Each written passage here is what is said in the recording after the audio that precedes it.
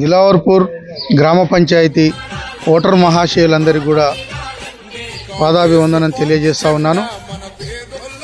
రేపు 14వ తారీఖు రోజు జరిగే సర్పంచ్ ఎన్నికలలో కత్తెర గుర్తుపై మీరు మీ అమూల్యమైన ఓటు వేసి నన్ను భారీ మెజార్టీతో గెలిపించాలని చెప్పి మనస్ఫూర్తిగా కోరుకుంటా ఉన్నాను. నేను సర్పంచ్గా ఎన్నికైతే మన గ్రామంలో చాలా సమస్యలు ఉన్నవి. మా ఎస్సీ కాలనీలలో అయితే 10 సంవత్సరాల టీఆర్ఎస్ పరిపాలనలో కనీసం ఒక మురికి కాలువ కట్టలేని పరిస్థితిలో ఆ రోజు ఉన్నటువంటి ప్రభుత్వం పనిచేసినది, ఆనాటి నాయకులు పనిచేసినారు. ఈరోజు కాంగ్రెస్ ప్రభుత్వం వచ్చిన తర్వాత మన గ్రామంలో సీసీ రోడ్లు కానీ డ్రైనేజీలు కానీ మన బీసీ కాలనీలలో ఎస్సీ కాలనీలలో పోసిన యథార్థం మీ అందరికీ తెలుసు. నేను ఒకటే హామీ ఇస్తూ ఉన్నాను. ఈరోజు మిర్యాలగూడలో ఎమ్మెల్యేగా బిఎల్ఆర్ గారు ఉన్నారు. ప్రభుత్వం కాంగ్రెస్ ప్రభుత్వం ఉన్నది. వారి సహాయ సహకారాలతోటి నేను మన గ్రామంలో మరీ ముఖ్యంగా మన గ్రామంలో ఉన్నటువంటి మురికి కాలువలు, సీసీ రోడ్లను ఎమ్మెల్యే గారితో, మన ఎమ్మెల్సీ గారితో, అవసరమైతే మంత్రి గారి దగ్గరికైనా వీళ్ళిద్దరిని తీసుకెళ్ళి నా గ్రామంలో అధిక నిధులు తెచ్చి నా గ్రామాన్ని అభివృద్ధి చేయటందుకు నేను సిద్ధంగా ఉన్నాను. నేను గతంలో నా పనితీరు చూశారు. నేను ఎక్కడ కూడా సమస్యల మీద తప్పించుకునే వ్యక్తిని కాదు. గతంలో కరోనా వస్తే మన గ్రామంలో ఏ ఒక్క నాయకుడు కూడా బయటికి రాలే. ప్రజలందరూ ప్రాణాలను అరిచేతిలో పెట్టుకొని ఎప్పుడు చస్తామో ఎప్పుడు బతుకుతామో అనే విధంగా ఉన్న సందర్భంలో నేను తెగించి నా గ్రామ ప్రజలందరూ కూడా నేను ధైర్యం చెప్పి వారిని కాపాడుకోవాలని నేను మన దామర్చెల్లలో ఉన్నటువంటి హాస్పిటల్లో డాక్టర్ గారితో మాట్లాడి మన గ్రామంలో నేను సూదులు వేయించిన, కరోనా టెస్టులు చేయించిన, ఐసోలేషన్ సెంటర్ పెట్టించిన, కరోనా వచ్చిన పేషెంట్లందరూ కూడా ఆనాడు బిఎల్ఆర్ గారు అందించిన కిట్లన్నిటినీ, ఎగ్స్ని, పండ్లను అన్నీ తీసుకొచ్చి మీ అందరికీ ప్రతిరోజు మీ దగ్గరకు వచ్చి నేను, అమ్మా మీరు భయపడవాకురి, ఈ కరోనా ఏమీ కాదు, మందులతోటి తగ్గిపోతుంది, కానీ మీరు భయపడితే బీపీ పెరుగుతుంది, మన ప్రాణానికి ముప్పు వస్తుందని చెప్పి ప్రతి ఒక్కరు కూడా ధైర్యం చెప్పినటువంటి వ్యక్తిని. ఒక 3 కరోనాతోటి చనిపోయారు మా గ్రామంలో. నేను ఆ రోజు వాళ్ళందరినీ అంబులెన్స్లో తీసుకొస్తే నేను స్వయంగా వాళ్ళ స్ట్రెచర్ పట్టుకొని పోయి వాళ్ళ దాన సంస్కారాలు చేసినటువంటి వ్యక్తిని. అదే కాదు, ఈరోజు గ్రామంలో పెన్షన్లు కూడా నేను ఇప్పించిన ఘనత నాదే.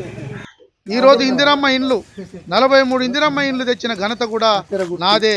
ఈరోజు ఎమ్మెల్యే గారితో నేను మాట్లాడి వారిని ఒప్పించి నా గ్రామ సమస్యలు చెప్పి, మా గ్రామంలో పేద ప్రజలు ఎక్కువ ఉన్నారన్న గడిచిన టీఆర్ఎస్ ప్రభుత్వంలో ఒక్క ఇల్లు కూడా ఇయ్యలేదని చెప్పి నేను 43 ఇల్లు తీసుకొచ్చి నేను పేద ప్రజలకే అందించిన, నా కుటుంబానికి అయితే నేను ఒక్క ఇల్లు కూడా పెట్టుకోలేదు.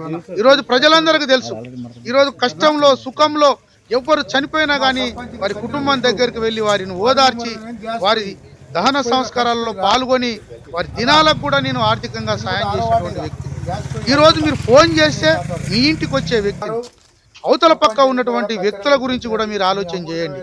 వాళ్ళు ఇప్పుడే ఓట్ల సమయంలోనే వచ్చి ఏం ఎల్లయ్య పుల్లయ్య అని చెప్పి మన మీద చెయ్యేసి నేను ఈసారి నిలబడుతున్నా అని చెప్పి ఓట్లు వేయించుకొని వెళ్ళిపోతారు. 13వ తారీఖు వరకే మన గూడెంలోకి వస్తారు. 14వ తారీఖు నుంచి మన గూడెంలో ఎవరు కూడా అవతల నిలబడేటువంటి వ్యక్తులు అడుగు కూడా బెటరు. మీరు ఇవన్నీ గ్రహించాలి. చదువుకున్న యువతకు కూడా నేను మనవి చేస్తా ఉన్నాను. మీరందరూ కూడా ఇదంతా చర్చ చేయాలి ప్రజలతో. మీ వంతుగా నేను ఇలా జనరల్ స్థానంలో కాంగ్రెస్ పార్టీ ఒక దళితునిగా నాకు అవకాశం ఇచ్చింది. నేను కాంగ్రెస్ పార్టీ కోసం కష్టపడి పనిచేసిన, ఎక్కడ కూడా నేను కాంప్రమైజ్ కాలేదు.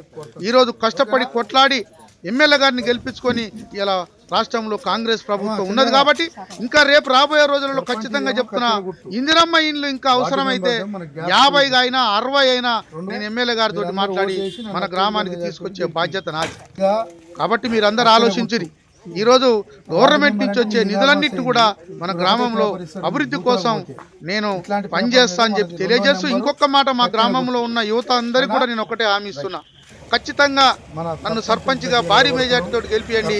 మన గ్రామంలో గ్రంథాలయం అవసరమైతే నా సొంత డబ్బులతోటైనా మీ అందరికీ నేను ఒక గ్రంథాలయం ఏర్పాటు చేసి పిల్లల భవిష్యత్తు కోసం నేను పాటుపడతా. అదేవిధంగా చదువుకునే పిల్లలకు కూడా నేను చాలా మందికి సహాయం చేసిన.